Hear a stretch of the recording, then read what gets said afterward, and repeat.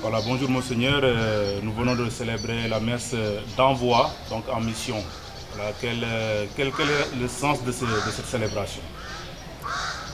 Comme vous venez de le dire, l'envoi en mission est une cérémonie officielle où l'évêque, au nom de l'Église, envoie en mission les responsables des différents mouvements, groupes d'apostolat, mouvements d'action catholique, associations, pour que tout le monde soit conscient que le travail doit être conforme à l'Évangile.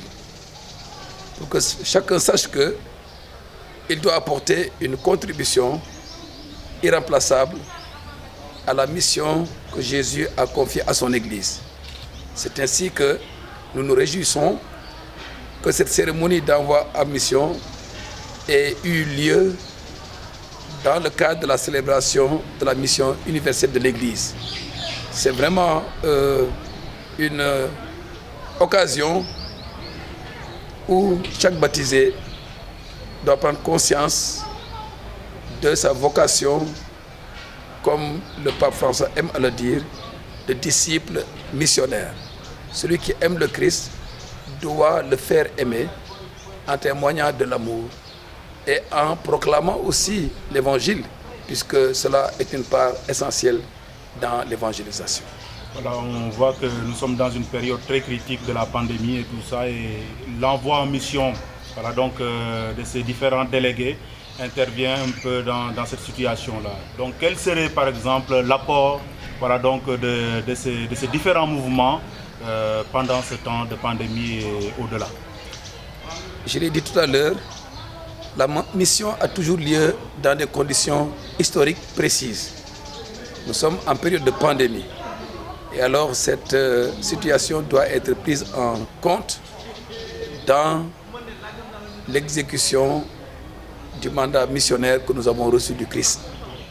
Le pape François y revient dans son mot à l'occasion de la journée.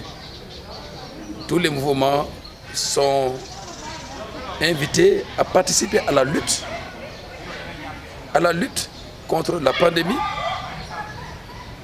mais aussi à être proche des malades, à témoigner de la solidarité envers les plus impactés, envers les plus pauvres, qui souffrent plus des effets négatifs de la pandémie.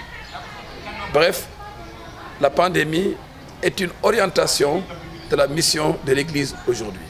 Et quel message final pourriez-vous donner à vos diocésains, donc avec cette ouverture voilà, ce lancement de l'année pastorale pour eux? C'est comme je l'ai dit tout à l'heure, que chacun sache qu'il a une part dans la mission de l'Église. Ce n'est pas seulement l'évêque et les prêtres pour les consacrer, mais c'est chacun qui a sa part dans la mission de l'Église, dans la vie de l'Église comme en dehors de l'Église. C'est cela la mission. Et je l'ai dit tout à l'heure aussi, cette mission nous appelle à 4 attitudes fondamentales pour bien la porter en avant. C'est d'abord le témoignage de vie, conforme à ce que nous proclamons à l'évangile du Christ, conforme à notre foi. Il y a la proclamation de la foi, oser parler de Jésus, donner, comme dit l'apôtre, rendre compte de notre foi. Il y a la dimension de la prière, il faut prier pour la mission, pour l'Église, pour ceux qui sont les responsables principaux. Et enfin, soutenir matériellement et financièrement la mission de l'Église. Cela fait partie de notre plan pastoral. Théo, Ande, ak Joxe. Je crois que cela est plus qu'actuel aujourd'hui pour notre Église de Thiès qui vient de fêter ses 50 ans d'existence.